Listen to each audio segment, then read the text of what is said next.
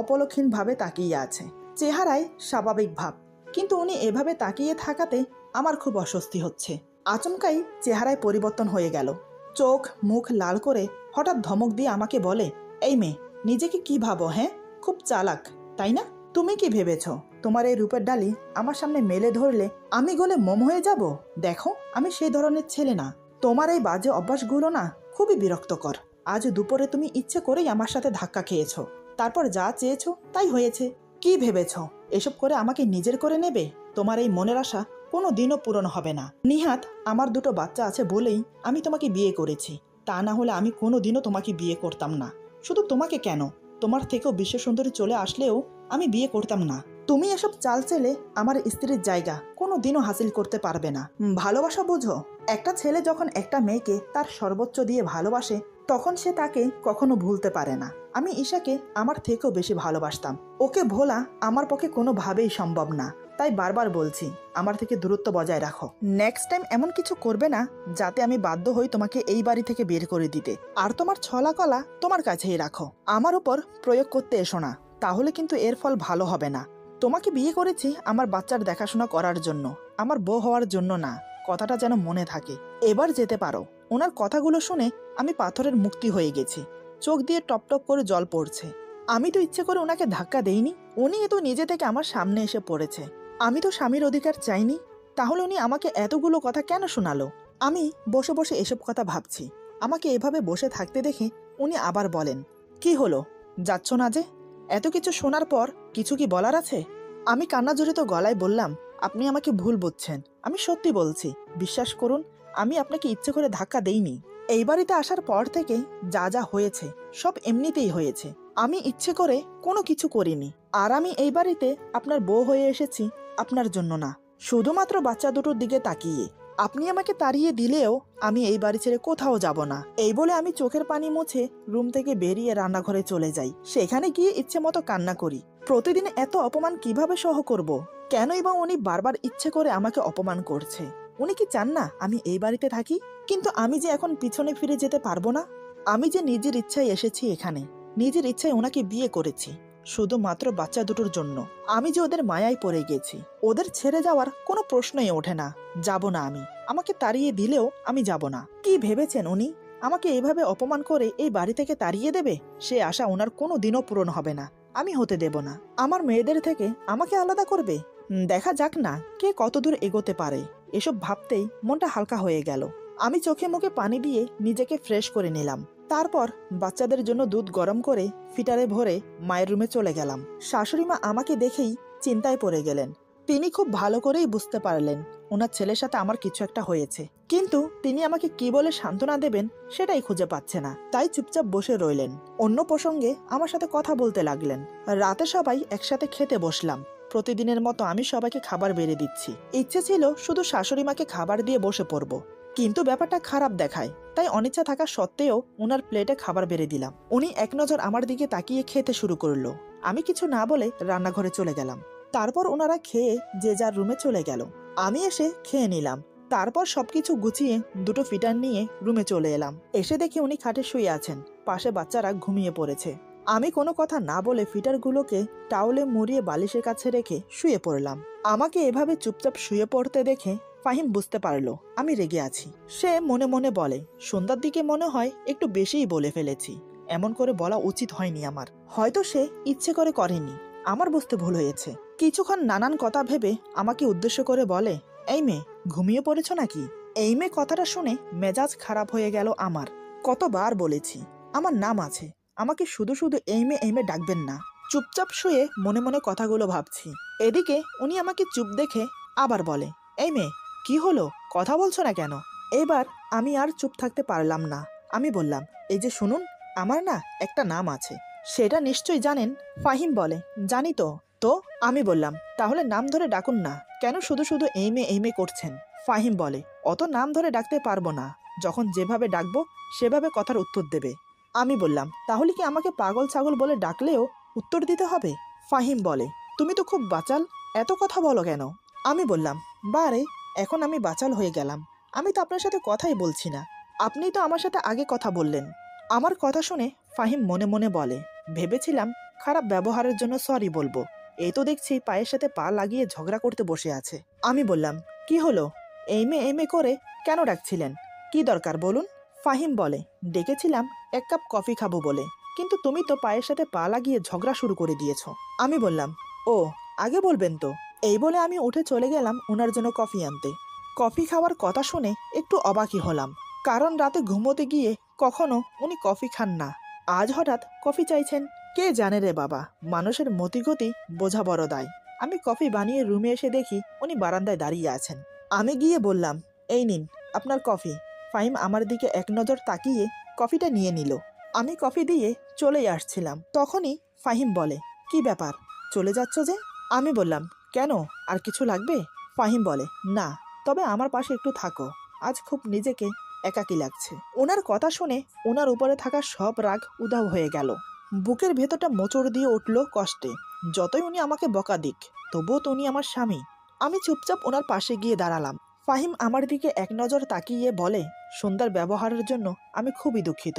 আসলে ওভাবে তোমাকে বলা উচিত হয়নি আমার। জানি না মাঝে মাঝে আমার কি হয়ে যায়, পারলে আমাকে ক্ষমা করো। আমি বললাম, থাক না ওসব কথা, আর এমনিতেও আমি কিছু মনে করিনি। আপনি আমার স্বামী, যদিও আপনি আমাকে স্ত্রী হিসেবে মানেন না, কিন্তু তারপরও আমরা স্বামী স্ত্রী। আমি কোনো ভুল করলে সেটার জন্য আমাকে শাসন করার সম্পূর্ণ অধিকার আপনার আছে। আর একটা কথা, কখনো নিজেকে একাকী বা অসহায় মনে করবেন না, কেননা আমরা সবাই আপনার পাশে আছি। আমাদের দুটো মেয়ে আছে, তাদের কথা ভেবে অন্তত নিজেকে ধুকে ধুকে শেষ করবেন না। আপনার যদি কিছু হয়ে যায় তাহলে আমাদের কি হবে? ততক্ষণে ফাহিমের কফি খাওয়া শেষ হয়ে গেছে। আমার কথার কোনো উত্তর না দিয়ে বলে, রাত অনেক হয়েছে, চলো এবার ঘুমোবে। বুঝতে পারলাম উনি আর কথা বাড়াতে চাইছেন না, তাই আমিও কিছু না বলে ঘুমোতে চলে গেলাম। মনের মধ্যে নানান প্রশ্ন উকিঝুঁকি মারছে, কিন্তু তার কোনো উত্তর খুঁজে পাচ্ছি না। মাঝে মাঝে লোকটাকে আমি ঠিক বুঝে উঠতে পারি না, এই ভালো কখন আবার এই খারাপ। মনে হয় ওনাকে বুঝে উঠতে আমার সারা জীবন লেগে যাবে। আমি খাটের এক পাশে শুয়ে মনে মনে কথাগুলো ভাবছি, অপর পাশে উনি শুয়ে আছেন, মাঝখানে আমাদের দুই মেয়ে। কি মনে হতেই একবার ওনাকে দেখে নিলাম।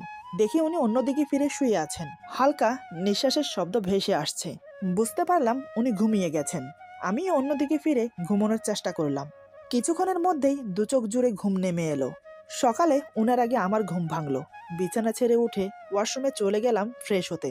কিছুক্ষণ পর ওয়াশরুম থেকে বেরিয়ে দেখি মেয়েগুলোর গায়ে থেকে চাদর সরে গেছে।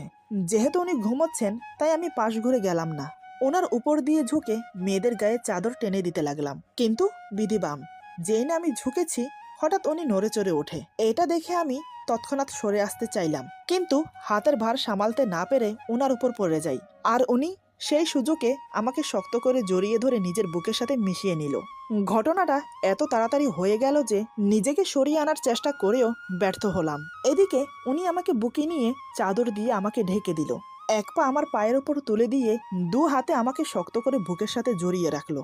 টুপ করে আমার মাথায় একটা চুমো দিয়ে আমার কপালে আরেকটা চুমো দিল। ওনার শরীরের উষ্ণতাপে আমার শরীরে অন্যরকম একটা অনুভূতি ছেয়ে যাচ্ছে। আমিও স্থির হয়ে চুপটি করে ওনার টি শার্ট দু হাতে খামচে ধরে মুখ গুজে দিলাম ওনার বুকে। উনি আমার কপালে আরেকটা চুমো দিয়ে বলে, কেন দূরে দূরে থাকো ঈশা? আমাকে কষ্ট দিয়ে কি মজাটা পাও তুমি? আমি তোমাকে কতটা ভালোবাসি, তুমি কি সেটা বোঝো না? কেন বারবার কষ্ট দিচ্ছ আমাকে? আজ আমি তোমাকে আর ছাড়বো না। আজ আমি আমার সবটুকু ভালোবাসা তোমাকে উজাড় করে দেব। উনি বিড়বিড় করে আরো অনেক কথা বলছে। আমি ভেবেছিলাম উনি আমাকে ইভা মনে করেই আমাকে আদর করছে, কিন্তু এ কি, উনি তো ঈশা আপুর নাম নিচ্ছে। তার মানে উনি ঘুমের মধ্যে আমাকে ঈশা মনে করে জড়িয়ে ধরেছে। ব্যাপারটা বুঝতে পেরে মনে মনে খুব কষ্ট পেলাম। অজান্তেই দুফোঁটা চোখের জল গড়িয়ে পড়ল। আমাকে বুকে নিয়ে আমার নাম উচ্চারণ না করে অন্য কারোর নাম তিনি মুখে নিচ্ছেন। এটা শুনে নিজেকে স্থির রাখতে পারছি না। যদিও ঈশা আপু বেঁচে নেই, কিন্তু স্বামীর বুকে মাথা রেখে যখন অন্য কারোর নাম শুনতে হয় তখন কষ্টে আর যন্ত্রণায় বুকের ভেতরটা ফেটে যায়। একমাত্র মেয়েরাই বোঝে এমন পরিস্থিতিতে কেমন লাগে। যাই হোক, আমি নিজেকে কোনো রকম সামলে নিজেকে ছাড়ানোর চেষ্টা করলাম, কিন্তু না, কোনোভাবেই পারছি না। উনি আমাকে এত শক্ত করে জড়িয়ে ধরেছে, কোনোভাবেই নিজেকে ছাড়ানো সম্ভব না। তাই আমি চুপটি করে ওয়েট করতে লাগলাম। কিছুক্ষণ পর দেখলাম উনি আবার ঘুমিয়ে গেছেন, তাতেই হাতের বাঁধন আলগা হয়ে গেল। আমি ধীরে ধীরে নিজেকে ছাড়িয়ে নিলাম। মনের দিক দিয়ে আমি খুব ভেঙে পড়েছিলাম তখন। মেয়েগুলোর গায়ে চাদর দিয়ে গুটি গুটি পায়ে বেরিয়ে গেলাম রুম থেকে। আজ ওনার ছুটি, অফিসে যাবে না, তাই আমিও আর ওনাকে ঘুম থেকে ডাকলাম না। নিজের কাজে ব্যস্ত হয়ে গেলাম। হাতের কাজ শেষ করে বারান্দায় বসে কানে ইয়ারফোন গুজে মনে সুখে গান শুনছি আর এক মগ কফি খাচ্ছি। হঠাৎ অনুভব করি পিছন থেকে কে যেন চুল টানছে। তাই ঘাড় ঘুরিয়ে তাকাতেই দেখি মিস্টার ফাহিম রাগী মুখ নিয়ে আমার দিকে তাকিয়ে আছে। আমি সাথে সাথে ইয়ারফোন খুলে বললাম, কি ব্যাপার, চুল টানছেন কেন? ফাহিম রাগী ভাব দেখিয়ে বলে, তোমাকে যে আমি এখনো বারান্দা থেকে নিচে ফেলে দেইনি, এটা তোমার কপাল বলো। আমি ভুরু কুচকে বললাম, সাত সকালে আমি আপনার কি ক্ষতি করেছি? হ্যাঁ। ফাহিম বলে, কি করনি সেটা বলো। কতক্ষণ ধরে তোমাকে ডাকছি, কোনো সারা শব্দ নেই। মহারানী এখানে বসে গান শুনছে। আমি বললাম, ডেকেছেন কেন? ফাহিম বলে, আমার সম্পর্কের একটা ভাই হয়, সে এসেছে, কয়েক মাস হয়তো আমাদের বাসায় থাকবে। আমি বললাম, ভালো তো। ফাহিম বলে, তুমি গিয়ে দরজা খুললে হয়তো আরো ভালো হতো, এখন ভালো হয়নি। সাত সকাল আমার ঘুমটা মাটি করে দিল ফোন দিয়ে। আমি বললাম, ভালো হয়েছে। ফাহিম বলে, আবার? আমি বললাম, মা ডাকছে, আমি গেলাম।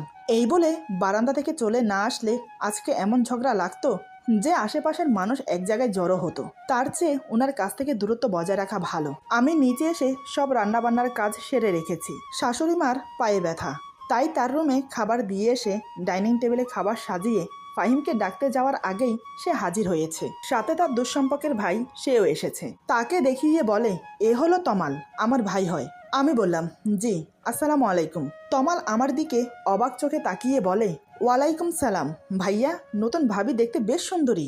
তমালের কথায় ফাহিম কিছু বলল না। আমি বললাম, আচ্ছা আপনারা বসুন, খেয়ে নিন। ফাহিম বলে, তুমি খাবে না? আমি বললাম, পরে খাবো। ফাহিম বলে, মাহিরা মাইশা ঘুম থেকে উঠে গেলে তোমার খেতে অনেক দেরি হবে, তার থেকে ভালো এখন খেয়ে নাও। আমি বললাম, এই বলে ফাহিমের কথা মতো খেতে বসেছি। ফাহিম আর তমাল কথা বলে যাচ্ছে আর আমি চুপচাপ খাবার খাচ্ছি। কিন্তু কয়েকবার মনে হলো আমার পায়ে কিছুতে যেন খোঁচা লাগছে, হয়তো বিড়াল হবে। তবে এই বাসায় তো বিড়াল নেই, তাহলে কি উনি খোঁচা দিচ্ছেন? কিন্তু উনি এমন করবে বলে তো মনে হয় না। তাও আমি জিজ্ঞেস করলাম, বাসায় কি বিড়াল আছে যে আমার পায়ে খোঁচা দিচ্ছে? ফাহিম বলে, কই না তো। আমি বললাম, তাহলে আপনি দিয়েছেন। ফাহিম বলে, না, কোনো দরকার হলে তোমাকে বলবো, এসব খোঁচাখুচি কেন করব? আমি বললাম, ও। মনে মনে ভাবতে লাগলাম, আমরা তিনজন ছাড়া এখানে আর কেউ নেই, তাহলে কি তমাল এরকম করেছে? কিন্তু ও কেন এমন করবে? দেখে তো মনে হয় ভালো ছেলে। খাওয়া দাওয়া শেষ করে ফাহিম কাজ আছে বলে বাইরে চলে গেল। আমি নিজের রুমে মাহির আর মাইশাকে খাইয়ে দিয়ে আমার পাশে শুইয়ে রেখেছি। সকাল সকাল ঘুম থেকে ওঠার কারণে এখন অনেক ঘুম পাচ্ছে, তাই ভাবলাম এই সময়টাই একটু ঘুমিয়ে নেওয়া যাক। এই ভেবে বাচ্চাদের পাশে শুয়ে পড়লাম। চোখে ঘুম লেগে যাচ্ছে। ঠিক সেই সময় কেউ বলে ওঠে, ভাবি, আপনাকে খুঁজে বেড়াচ্ছি আর আপনি ঘুমোচ্ছেন। আমি তাড়াতাড়ি গায়ে ওড়না দিয়ে উঠে বসে দেখি তমাল। আমি বললাম, আপনি কি জানেন না কারোর রুমে ঢোকার আগে দরজা নক করতে হয়? তমাল বলে, ভাবির সাথে দেবরের সম্পর্কে এত ফর্মালিটি দরকার হয় না। আমি বললাম, সেটা আপনার অন্য ভাবিদের সাথে করবেন, আমার সাথে না। তমাল বলে, আরে মিষ্টি ভাবি, রেগে যাচ্ছেন কেন? আমি বললাম, আমাকে কেন খুঁজছেন সেটা বলুন। তমাল বলে, এই তো একটু গল্প করার জন্য। আমি বললাম, ও আচ্ছা। তমাল বলে, ভাইয়ের সাথে আপনার সম্পর্ক ঠিক স্বামী স্ত্রীর মতো না, কি তাই না? আমি বললাম, আমরা স্বামী স্ত্রী হলে সম্পর্ক অন্য কিছু হবে কেন? তমাল বলে, এত ধাজ নিয়ে কথা বলা ঠিক না, মিষ্টি চেহারায় মিষ্টি করে কথা বলতে হয়। আমি বললাম, আপনার সাথে পরে কথা হবে, এখন আপনি যান। তমাল বলে, আচ্ছা, পরেই না হয়ে আসবো। এই বলে তমাল চলে গেল। তমাল রুম থেকে বের হওয়ার পর আমি দরজা লক করে দিলাম। এখন বুঝতে পেরেছি খাবার টেবিলের কাজটা তমাল করেছে। ওর কথাবার্তা ভালো না, তেমন চোখের চাহনি বড্ড খারাপ। খাবার টেবিলের কথা মনে পড়তেই রাগে গা জ্বলে যাচ্ছে। সারাদিনে কাজে না থাকায় রুমে থাকতে পেরেছি। সন্ধ্যার দিকে ফাহিম অনেকগুলো ফুচকা হালিম নিয়ে বাসায় ফিরেছে। তারপর সবাই একসাথে বসে খাচ্ছি। তখনই ফাহিমের অনেক ঝাল লাগে, তাই সে পানি নিয়ে আসতে গেল। সাথে শাশুড়ি মাও আমার হয়ে গেছে বলে নিজের রুমে চলে গেল। সেই ফাঁকে তমাল হঠাৎ করে আমার হাতের ফুচকাটা ওর মুখে নিয়ে নিল। এটা দেখে আমার খুব রাগ হলো। আমি বললাম, প্লেটে ফুচকা রাখা আছে, সেটা না খেয়ে আমার হাতেরটা নিয়েছেন কেন? এরকম অসভ্যতা আমি একদম পছন্দ করি না। তমাল বলে, পছন্দ করো না ঠিক আছে, তাহলে কি করবে? ভাইয়াকে বলে দেবে? দাও। আমি বললাম, হ্যাঁ অবশ্যই বলবো। তমাল মুচকি এসে বলে, বলে দেখো, বিশ্বাস করবে না। এরই মধ্যে ফাহিম পানি নিয়ে আসলো। আমারও ঝাল লেগেছিল, তাই এক গ্লাস পানি ঢেলে খেতে লাগলাম।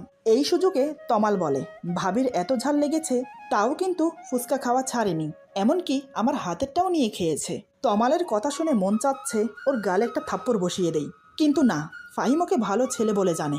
আমি কোনো কথা বললাম না, চুপচাপ সেখান থেকে রুমে চলে আসলাম। অতীত ভুলে নতুন করে সংসার শুরু করেছি, কিন্তু তাও বিপদ আমাকে ছাড়ে না। কী করে যে তমালের খারাপ উদ্দেশ্য সবার সামনে প্রকাশ করব ভেবে পাচ্ছি না। ফাহিমকে বলতে খুব ভয় লাগছে, যদি আমাকে ভুল বোঝে খুব অস্থির লাগছে, তাই বারান্দায় গিয়ে পায়চারি করছি। বেশ কিছুক্ষণ পরে ঠিক করলাম ফাহিমকে গিয়ে সব বলে দেব। এই ভেবে রুমে গিয়ে দেখি উনি ঘুমাচ্ছেন, আর কিছু বলা হলো না। আমি আর বেশি চিন্তা ভাবনা না করে ঘুমিয়ে পড়লাম। সকালে ঘুম থেকে তাড়াতাড়ি উঠে ফ্রেশ হয়ে শাশুড়ি মায়ের সাথে বসে কাজ করছি। তখন মাকে জিজ্ঞেস করলাম, আচ্ছা মা, এই তমাল ছেলেটা কেমন? মা বলে, শুনেছি তো ভালো, আমি ওকে আমাদের বাসায় রাখতে চাইনি, কিন্তু ওর বাবা অনেকবার বলেছে রাখতে। আমি বললাম, মা একটা কথা বলবো? মা বলে, হ্যাঁ বলো। আমি বললাম, ও খুব খারাপ ছেলে।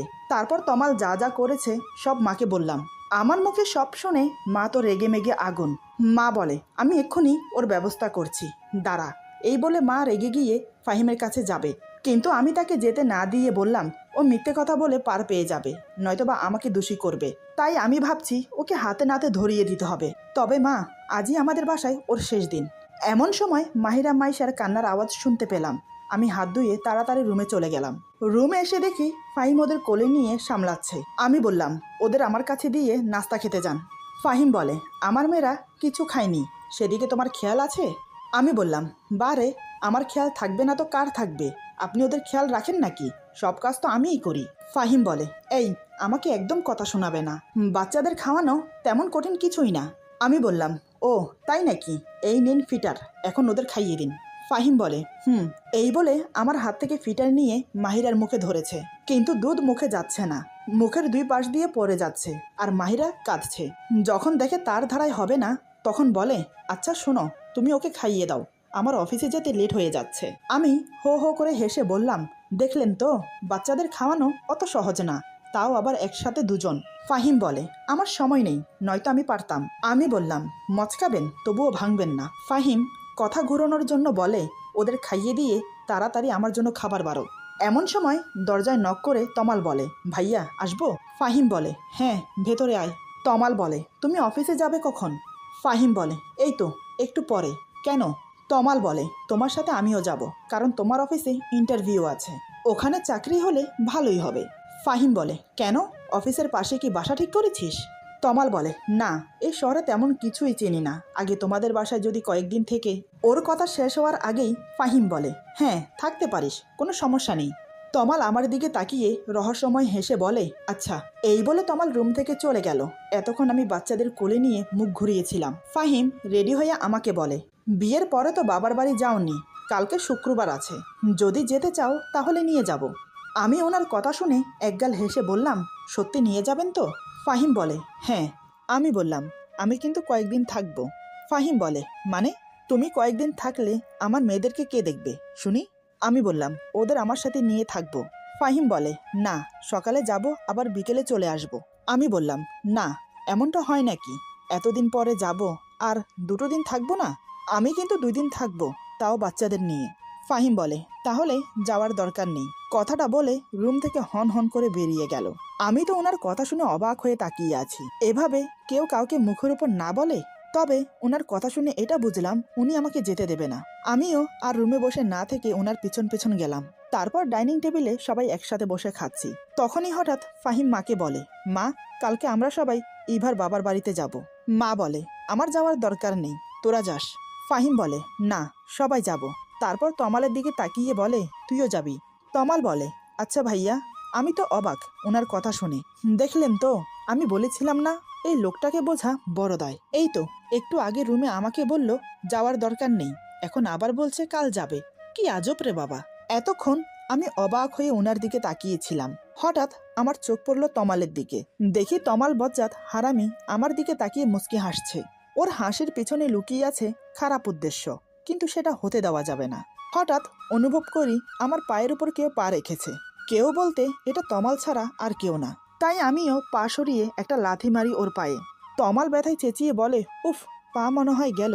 ফাহিম বলে, তমাল তোর কি হয়েছে? তমাল বলে, না ভাইয়া কিছু না। ফাহিম বলে, তুই কি ব্যথা পেয়েছিস? তমাল বলে, না তেমন কিছু না, হঠাৎ করে পায়ের রগে টান লেগেছে। ফাহিম বলে, সাবধানে বসতে পারিস তো নাকি? তমাল বলে, পা একটু নাড়াচাড়া দিলে ঠিক হয়ে যাবে। তমালের চেহারা দেখে আমার খুব হাসি পাচ্ছে, তবে শাশুড়ি মাও বুঝেছে কাজটা আমি করেছি। খাওয়া শেষ করে তমাল বাসা থেকে বের হবার সময় বলে, কাজটা কিন্তু ঠিক করলে না, এর জন্য তোমাকে পস্তাতে হবে। আমি বললাম, আমি তোমার কোনো কথার উত্তর দিলাম না, পারলে কাজে করিয়ে দেখাও। তমাল আমার দিকে অগ্নি দৃষ্টি নিয়ে তাকিয়ে হন হন করে চলে গেল বাহিরে। আমি রুমে এসে বাচ্চাদের গোসল করিয়ে জামা কাপড় পরিয়ে মায়ের কাছে দিয়ে এসে তারপর আমি গোসল করব। এই ভেবে ওদের গোসল করিয়ে কাপড় পরিয়ে যেই না মাকে দিয়ে আসতে যাব, তার আগেই মা রুমে আসে ওদের নিতে। মা বলে, ইভা তুমি কিন্তু ভুল করছো, তমালের কথা ফাহিমকে না বলে। আমি বললাম, মা আমি চাই একটা প্রমাণ সহ ওকে ধরিয়ে দিতে। মা বলে, আজকে যা করলে তাতে ও তোমার উপর ক্ষেপে আছে, এর বদলা ঠিক নেবে। আমি বললাম, আজকেই ওর শেষ দিন, আপনি সাথে থাকবেন তো মা? মা বলে, থাকবো। এভাবেই সারাটা দিন কেটে যায়। সারাদিনে তমাল বাসায় আসেনি। এদিকে আমি অপেক্ষা করে আছি কখন বাসায় আসবে। সন্ধ্যার দিকে ফাহিমের সাথে তমাল বাসায় আসে। মুখ দেখে মনে হয় চাকরি হয়নি। আমি তো খুব খুশি হয়েছি। প্রায় আধা ঘন্টা পর আমি তমালের রুমে গেলাম এক গ্লাস পানি নিয়ে। রুমে টি টেবিলের উপর পানির গ্লাস রেখে যেই না বেরোতে যাব, ঠিক তখনই পেছন থেকে তমাল আমার ওড়না টেনে ধরে। ওর এমন ব্যবহারে আমার খুব রাগ হয়, ইচ্ছে করছে ঠাস করে দুটো থাপ্পড় মারি। আমি রাগিত দৃষ্টি নিয়ে ওর দিকে তাকিয়ে বললাম, আমি আপনার ভাইয়ের বউ হই, আপনি আমার সম্পর্কে দেবর হন, আর আপনি কি না আমার ওড়না টেনে ধরেছেন? ছি ছি ছি। তমাল বলে, এই একদম আমাকে সম্পর্কের দোহাই দিয়ে কথা বলবে না। বিয়ে করেছো একটা মধ্যবয়স্ক লোককে, আবার আমার কাছে সাধু সাজো?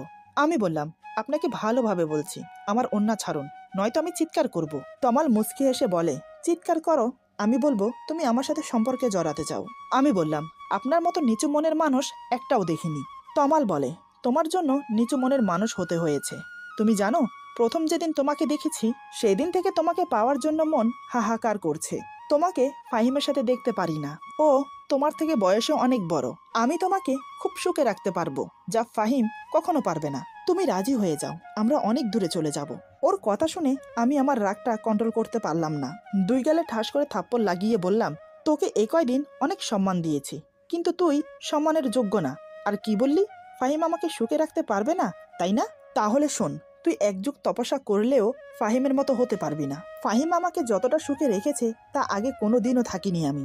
আমার হাতে থাপ্পড় খেয়ে তমাল হিংস্র বাঘের মতো ফুঁসতে থাকে। আমার কথাগুলো হজম করতে পারলেও এখন মনে হচ্ছে আমার থাপ্পড় দুটো হজম করতে পারছে না। হঠাৎ সে যা করলো তা কল্পনাতেও ভাবতে পারেনি। এমন কিছু হবে আন্দাজ করেছিলাম, তবে হঠাৎ এতটা বাড়াবাড়ি রকমের হবে সেটা আমি কল্পনাও করতে পারিনি। এরপর যা হলো, আজকের গল্প এখানে সমাপ্ত। গল্পের বাকি অংশ পেয়ে যাবেন আগামী পর্বে। আশা করি গল্পটি আপনাদের ভালো লাগবে। গল্পটি ভালো লাগলো, খারাপ লাগলো, প্লিজ কমেন্টে জানাবেন। আপনাদের একটা কমেন্ট আমাদের সামনের দিকে এগোতে প্রেরণা জাগায়। নতুন নতুন প্লট তৈরি করতে আমাদেরকে অনেক সাহায্য করে। সবাই ভালো থাকবেন, সুস্থ থাকবেন, আর বন্ধুদের সাথে বেশি বেশি শেয়ার করবেন। আল্লাহ হাফেজ।